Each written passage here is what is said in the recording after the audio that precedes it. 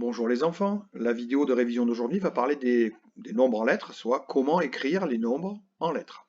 Pour écrire des nombres en lettres, je dois savoir écrire un certain nombre de nombres. Avec tous ceux qui sont là, je dois pouvoir composer tous les nombres dont j'ai besoin jusqu'à 9999.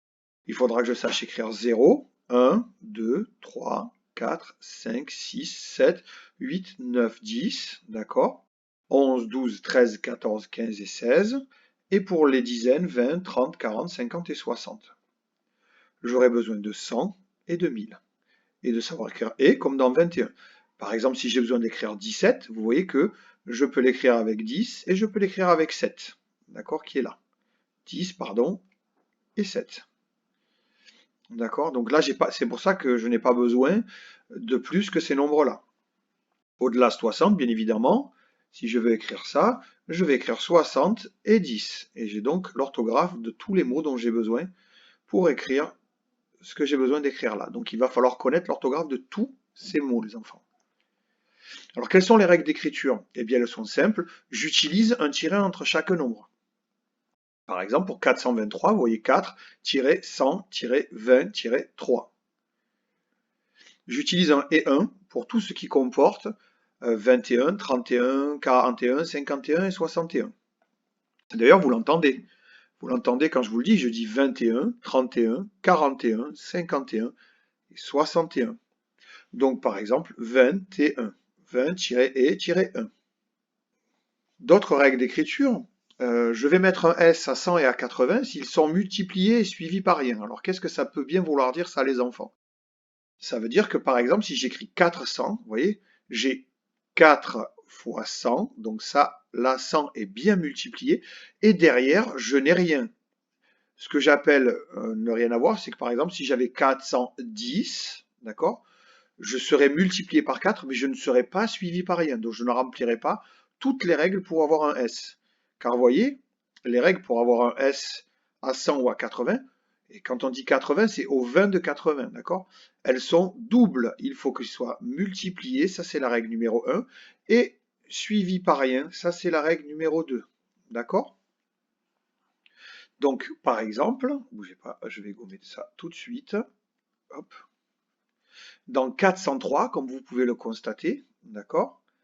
Effectivement, j'ai 4 qui est bien multiplié par 100, ça c'est la règle numéro 1, elle est respectée.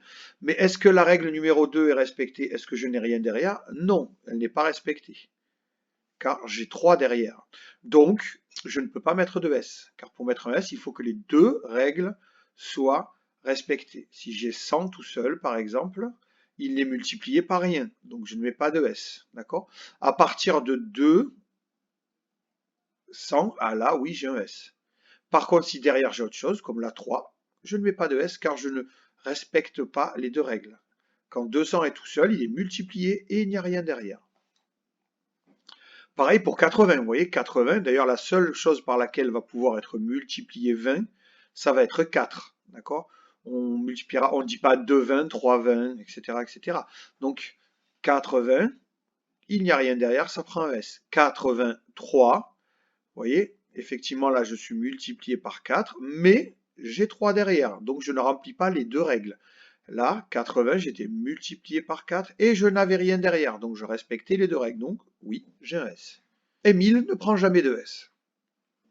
En résumé, j'utilise un tiret entre chaque nombre, j'utilise et 1 pour tout ce qui comporte 21, 31, 41, 51, 61.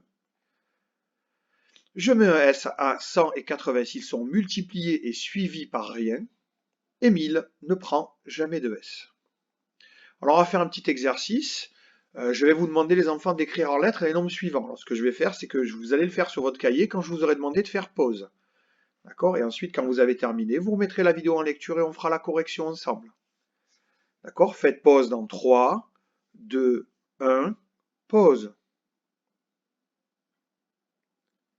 Voilà les enfants, si vous avez remis cette vidéo en lecture, c'est que vous avez terminé de faire l'exercice.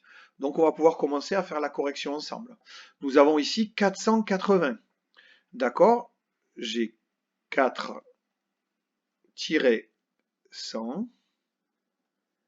D'accord? Donc effectivement, si je m'étais arrêté là, j'aurais mis un S à 100, puisque j'aurais 400 qui est multiplié par 4 et rien derrière. Mais j'ai autre chose. Donc je ne mets pas de S. 400, 4, 20. Par contre, là, vous voyez, j'ai 20 qui est multiplié par 4 et il n'y a rien derrière. Donc là, il y a un S. J'ai 300. Alors 300, je vais l'écrire comme ça, un 3, 100. Donc on est bien d'accord que 100 est multiplié par 3 et qu'il n'y a rien derrière. Donc je vais rajouter un S. 283. Donc je vais écrire 2, 100. Il y a autre chose à écrire derrière, il y a encore 83 à écrire, donc il n'y aura pas de S. Et je vais écrire 4, 20. Alors si j'avais dû m'arrêter là, 280, effectivement, j'aurais eu un S à la fin du 20. Mais là, vous voyez, c'est 283. Donc j'ai 20 qui est multiplié par 4, mais derrière, il y a quelque chose. Je ne remplis pas les deux règles.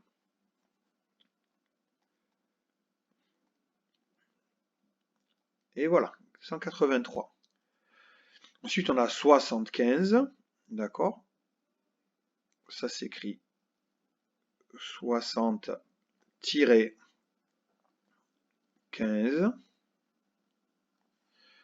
Ensuite, on a 545. Eh bien, on a 5-100. 100 est multiplié par 5, mais derrière, il y a encore 45. Donc, je ne peux pas mettre de S. Je ne respecte pas les deux règles. 40 5. Voilà. Et ensuite, on a 4053. Eh bien, 4053, je vous l'ai dit, 1000 ne prend jamais de S. Donc, 4-1000 50-3.